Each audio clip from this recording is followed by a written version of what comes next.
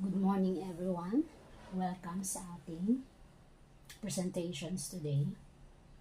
Alam ko isa sa atin ay mahalaga ang oras. Napaka-importante yung mga gagawin nyo sa araw nito, pero thank you at nandito kayo para mag-stay at makinig sa ating topic today.